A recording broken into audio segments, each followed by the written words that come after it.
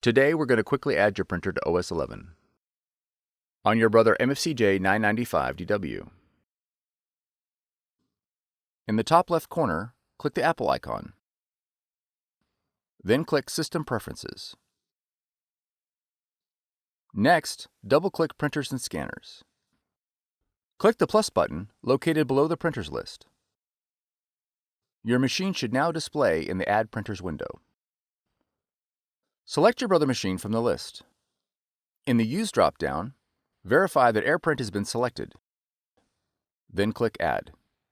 If your machine is not found, it is most likely due to an error in device discovery protocols.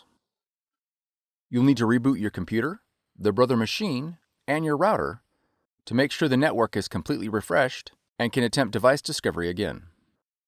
Once added, your Brother machine is ready to print. For more tutorials, FAQs, and videos, visit us at www.brother-usa.com. If you found this video helpful, be sure to subscribe. Thank you for choosing Brother.